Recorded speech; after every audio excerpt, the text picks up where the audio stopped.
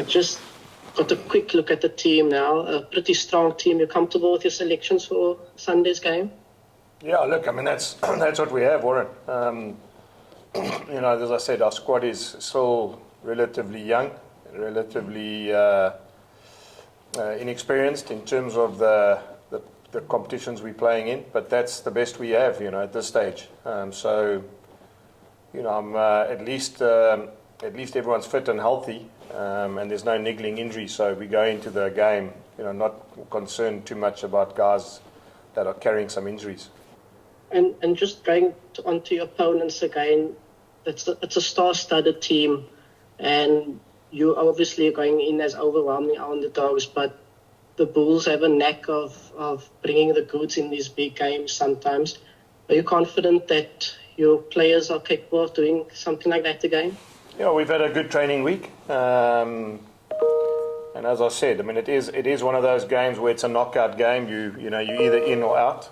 We've had a history of playing really well in knockout games. If you look at our last couple of years, all the knockout games we've played, we've won most of them. So yeah, it is an incredible team. I read an article today where the Munster coach aligned, spoke about how powerful Toulouse is as well. So yeah, it's laden with internationals, both French and other international players as well. And they play a style that is well known in the world of rugby. They we even passed the academy this yesterday, and obviously they're very big on offloading, keeping the ball up, not creating rucks. It's a style that they, as I said, coaches like Skrilla and guys like Pielville Pro have been coaching here for, started a long time ago, and that, the Ugo Mollas and those guys who've been part of this club know that that's the sort of thing that makes them a bit different to other teams around the world. And just in terms of the weather conditions, over there in Toulouse, what's it like there at the moment, and what do you know the weather conditions for Sunday? Yeah, Warren, so it was fantastic the whole week. It was nice and hot and sunny. I heard the rain's coming in now. It's going to be a bit cold, and the rain will probably stay throughout the weekend, which again, it's I suppose not conducive for the kind of rugby we need to play, both teams. But we'll see. The reality is going to be the same for both. If it rains, then we're both going to have to adapt our games. As you said, the rain, could it be an actual leveler, you feel? Yeah, well, it's quite a I think it's quite a difficult thing to pre-call. I think the one thing is they are an offloading team, but they've got incredible power as well. If you look at what Leon did to us when they played with their power game, we struggled. So the one sort of thing which you've got to do against them is almost play a bit like them. You've got to almost match them in terms of keeping the ball up and moving them around. You can't get into a physical fight with them either. So it's one of those. I'd prefer it to be dry. Prefer it to be a game where we can, both teams can express themselves. So as I said, generally teams when in poor weather becomes a leveler, but if you're playing against a really big pack of forwards, it's not really a leveler. They've got a massive pack of forwards. They've got one of the best players that they've had in the Six Nations on the bench in Flamant, who's a flank lock. So not many teams can put that caliber of player on their bench. Jack, obviously last week was a good improvement from previous weeks in terms of performance. But what would you say is the one major thing that you need to get even better at to have a chance on Sunday? Yeah, Ashfaq, look, I think we took a lot of positives out of that game. That Ulster side beat the Stormers 35-5. So you put that in context. Stormers have got, they're champions. They're on probably one of the strongest teams this year as well, on the back of last year's results. And they struggled, as I said, got beaten convincingly. So to come within, literally 4 or 5 minutes of winning that game again, there's a massive bit of positiveness that we got out of it. But I think you would know as well. What you got to get out of that is you got to win as well. So as much as we think we've improved, I think what we really need to do is find a way to win. Sometimes, as I said before, winning ugly is as good as playing well and getting confidence out of a game when you lose. So I think that there's nothing much particularly other than the fact we've got to find a way to win. And obviously for some of you guys pushing for Springbok spots as well, I know that's probably furthest from the mind now, but just speaking to Grobis earlier, he was quite excited to face Julian Marchand. So for many of your other guys also, guys like Kirtley and Kainan and throughout the team, playing against so many internationals is also a chance to make your name for yourself. Yeah, I think we don't talk about that because generally we know that the Bok team is settled. A lot of those Bok players are all still available from last World Cup.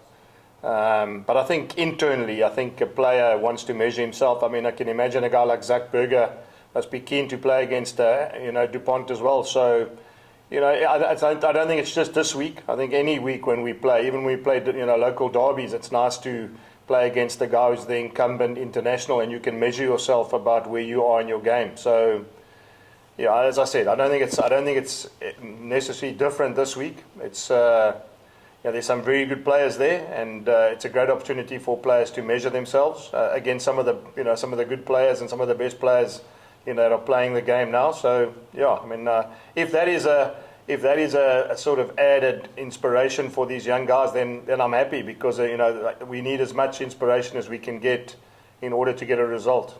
And just running from me, Jack, I know obviously we wouldn't want to hop on the Leinster result last season, the semi-final, but I mean that is a big sort of marker for you guys as a team, what you're capable of. How do you get back to that point? Maybe the circumstances are slightly different this time, considering the results, but how do you reach that kind of performance? Because that was sort of like a out of this world performance. Yeah, I think all sports teams want to play their best rugby at the end of the competition, and as I said, we take a lot of value out of that. I mean, Leinster haven't lost this year as well, so it just shows you, it shows you how good they were and how good they've been. So, last time they lost was probably to the Bulls, so there's a lot of positives to take out of that. And as I said before in the beginning of the interview with Warren, is that it's a knockout game now, and we've generally in Currie Cup playoffs, in Currie Cup finals, in playoffs back home, in different competitions, we've generally in those playoff games played really well. So there's another opportunity for us to measure ourselves against a really quality team in a must-win game. So yeah, I mean, I think as you said, you don't want to harp on too much, but you got to use what's important. And at the same time, we beat Leinster last year. They would have, within those 1 or 2 weeks in and around that time, they dominated Toulouse in a Heineken Cup game. I think they won by 40 points to 17. So if you put that into context, our group of players, as they were this time last year, could get a result against Leinster, and the same Leinster team beat the Toulouse side convincingly. So, I mean, that's the amazing thing about sport, Ashfaq. I think people follow sporting teams around the world in all codes to be there, when an underdog gets an opportunity to win a game. People still talk about it in terms of, I was there that day, and I was there that day, and that's what makes sport so unique, So, we're definitely the underdogs. We definitely, under no illusions about how tough it's going to be to play in Toulouse against a really good Toulouse team. But as part of the growth and part of where we are as a group, coaches and players, it's a great way for us to see where we are in our growth as a group in the last couple of years. Just very last question, Jack, on Kirtley and Kainan, them being involved with the box still now and quite close to probably will make the World Cup squad.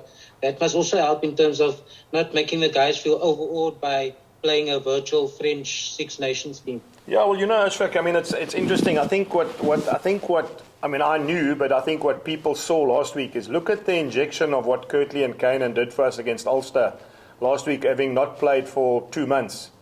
And if we could have 10 of those guys running out on the field as other franchises do, then you can imagine the sort of bonus you get. So, we're very thankful we got 2 guys like that can really, inspire, and they can bring a bit of difference to our group. But as I said to you, that in context, that's 2 that we have, whereas other franchises have 10, 11 of those guys. And that's part of where we are, and especially where I am, I'm trying to produce a team that over the next couple of years, we too could maybe have 10, 11 guys coming back from national duty. And I think if you have that, you give yourselves a far better chance to be a dominant team in every competition. Okay, cool. Thanks a lot, Thank Jake. you, Good guys. luck. Thank you. Thanks,